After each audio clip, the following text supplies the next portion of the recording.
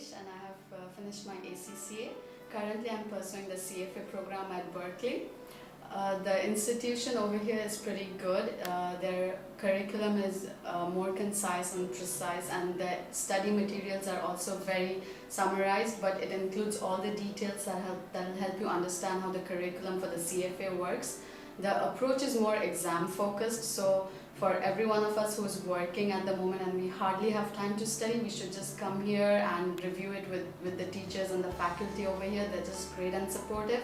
Then we have a very flexible payment mode over here and scholarship that enables us to pay our fees at our own convenient time, and the discounts are very good.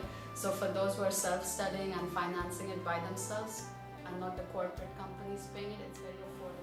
And I've decided to pursue my further studies in CFA. It's because when I was doing my ACCA, I was pretty good with P4, that would be the Advanced Financial Management. I got to know more about the stocks, the derivatives, how the markets work, and everything about that. So I wanted to get an in-depth knowledge on those things. And my final aim is to get into investment banking. And I have seen that there are not a lot of females who are in professionally in the investment banking, or they're into finance. There are a lot of people who study, there are a lot of females who study, who qualify, but then they don't pursue a career in that. I want to make a career out of this, and that's why I thought that CFA would add an advantage to my already professional qualification, and it would brush up my skills so that I can get into investment banking, I can get into corporate banking, SMEs, whatever it is, I can take up the challenge and do it.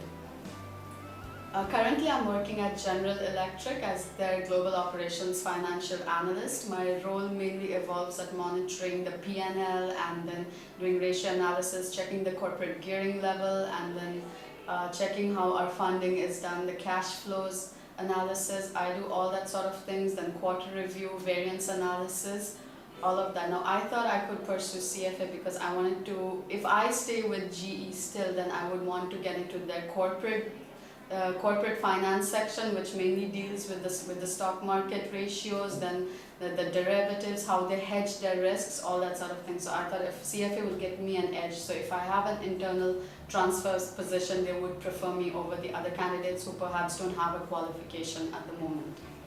Our CFA classes is conducted by Sir Musa every week, and he's a very he's very precise in what he's saying. It's very concise and to the point, and his examples are pretty realistic, so it's easier to keep in your mind whatever, and we can relate it back to the topic when we are studying. And his approach towards this is exam driven completely, and he's very planned and organized when he's explaining things and what we should do in our next classes, what we should expect in our next classes. So he's a very good trainer actually. And finally, I would recommend all those who are actually working and who hardly has time to study to come to this institute and pursue their CFA career, as well as those individuals who are 100% full student. They should still come here and study their CFA or any other course, which is really good, and the fees are very affordable over here.